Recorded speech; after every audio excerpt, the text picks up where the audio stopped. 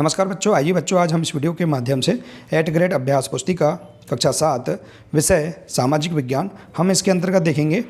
सामाजिक विज्ञान के अंतर्गत पाठ 1 में जो प्रश्न दिए गए हैं 10 प्रश्न, इन प्रश्नों को हम किस प्रकार से पूर्ण कर सकते हैं आइए आज हम समझेंगे। देखिए बच्चों, हमें राज्य शिक्षा केंद्र भोपाल द्वारा इस प्रकार की 8th ग्रेड अभ्यास पुस्तिका प्रदान की गई है। तो हम इस अभ्यास पुस्तिका में प्रश्नों के आंसर हम अलग अलग पाठ के अनुसार हम पूर्ण करेंगे। देखिए यहाँ पर अनुक्रमणिका दी गई है कि हमें कितने पाठ इसके अंतर्गत पूर्ण करना है। देखिए इतिहास, भूगोल और सामाजिक विज्ञान, राजनीतिक विज्ञान इसके अंतर्गत ये पाठ दिए गए हैं। इनके हम प्रश्नों के आंसर हम इस बुक में भरेंगे। तो आइए देखते हैं बच्चों, यदि आप आगे के इसी प्रकार के अन्य वीडियो भी प्राप्त करना चाहते हैं तो आप इस चैनल को सब्सक्राइब कर लें, बेल आइकन को प्रेस कर लें ताकि आने वाले सभी वीडियो आप तक पहुँचते रहेंगे। तो आइए देखते हैं सामाजिक विज्ञान अध्याय 1 दिया है 1000 वर्षों के दौरान हुए परिवर्तनों के पड़ताल। तो देखिए प्रश्न हम किस प्रकार से पूर्ण कर सकते हैं, यहाँ निर्देश भी दिए गए हैं। प्रश्न है 700 से 1750 ईस्वी तक के इतिहास के बारे में हमें किन किन स्रोतों से जानकारी प्राप्त होती है। तो देखिए इस प्रश्न का आंसर इतिहास पाठ्यपुस्तक के पृष्ठ क्रमांक 4 से लेकर 5 से उत्तर खोजें एवं लिखें। यहाँ सभी प्रश्नों को पूर्ण करने के लिए निर्देश भी दिए गए हैं कि आप किस प्रकार से कहाँ से प्रश्नों को पूर्ण कर सकते हैं। ठीक है बच्चों, दिया है इसका आंसर देखिए धार्मिक साहित्य, ब्राह्मण ग्रंथ, श्रुति अर्थात वेद, ब्राह्मण, उपनिषद, वेदांग, स्मृति, अब्राह्मण ग्रंथ। तो इस प्रकार से आप इसका आंसर लिख सकते हैं। इसके बाद है अतीत में विदेशी किसे माना जाता था।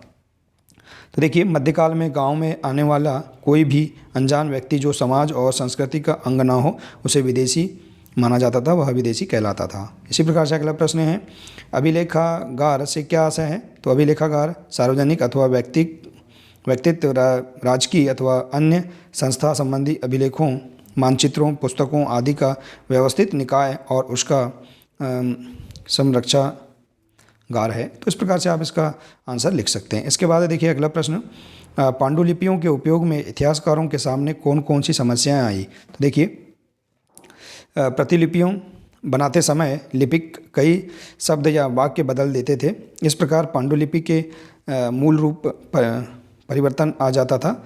इस प्रकार शताब्दी प्रतिलिपियां बनती रहती हैं और अंत में मूल ग्रंथ की अलग अलग प्रतिलिपियां बन गई। तो इस प्रकार से आप यहाँ पर इस प्रश्न का आंसर लिख सकते हैं। ठीक है, आइए इसी प्रकार से अगला पेज नंबर देखते हैं। पेज नंबर 101, इसमें दिया है प्रश्न 700 से 1750 के बीच आए प्रमुख बदलावों के बारे में लिखिए। तो देखिए आप प्रमुख बदलाव लिख सकते हैं। 700 से 1750 के बीच के 1000 वर्षों में अलग अलग समय पर नए प्रौद्योगिकी का विकास हुआ, जैसे सिंचाई में, कटाई में चरखे और युद्ध में आग्नेयास्त्रों, बारूद वाले हथियार का प्रयोग शुरू हो गया था। तो इस प्रकार से आप यहाँ पर लिख सकते हैं। देखिए सिंचाई में है रहट, तो इस प्रश्न का आंसर इस प्रकार से पूर्ण कर सकते हैं। आइए इसी प्रकार से देखते हैं अगला प्रश्न इस काल के कोई 5 सामाजिक नियम लिखिए। देखिए इस काल के 5 सामाजिक नियम है स्त्री शिक्षा का विरोध, सैनिक विद्रोह का चलन, सती प्रथा का प्रचलन, अंग्रेजों का शासन और भारतीयों पर अत्याचार। तो इस प्रकार से इस प्रश्न का आंसर लिख सकते हैं। अगला प्रश्न है पर्यायवास से क्या तात्पर्य है। देखिए पर्यायवास या प्राकृतिक वास किसी प्रजाति विशेष के पौधों या जीवों या अन्य जीवधारियों के रहने का एक पारिस्थितिक या पर्यावरणीय क्षेत्र है। तो इस प्रकार से आप इसका आंसर लिख सकते हैं। ठीक है बच्चों, आइए इसी प्रकार से देखते हैं अगला प्रश्न 1318 ईस्वी में कवि अमीर खुसरो द्वारा भाषा के संबंध में क्या विचार व्यक्त किए गए हैं। देखिए इस प्रश्न का आंसर 1318 ईस्वी में कवि अमीर खुसरो द्वारा भाषा के संबंध में दिए गए विचार भारतीय जनता के हित में थे। तो इस प्रकार से आप यहाँ पर आंसर पाठ्यपुस्तक से पता करके लिख सकते हैं। ठीक है बच्चों, इसी प्रकार से देखिए पेज नंबर 102 में आए प्रश्नों को हम किस प्रकार से पूर्ण करेंगे। देखिए प्रश्न 9 है इस काल में हुए मुख्य धार्मिक परिवर्तनों के बारे में लिखिए। तो देखिए इस काल में कौन कौन से धार्मिक परिवर्तन हुए।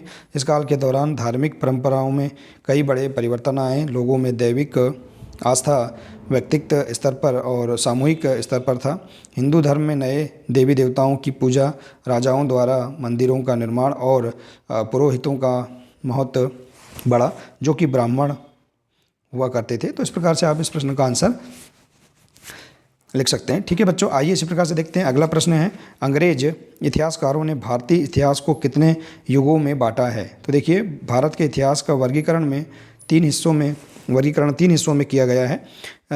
इतिहास के भाग देखिए, प्राचीन काल इतिहास, मध्यकालीन इतिहास और आधुनिक इतिहास। तो इस प्रकार से देखिए आप यहाँ पर सभी ये 10 प्रश्नों के आंसर इस पाठ के अंतर्गत जो दिए गए हैं, इनके आंसर आप पाठ्यपुस्तक से ढूंढकर पता करके आप लिख सकते हैं और इन्हें याद कर सकते हैं। ठीक है बच्चों, देखिए तो बच्चों आशा है कि आपको इसके अंतर्गत सभी प्रश्न के आंसर समझ में आ गए होंगे। देखिए बच्चों, हम इसी प्रकार से अगले वीडियो के साथ मिलेंगे। आज के लिए सिर्फ इतना ही है। नमस्कार।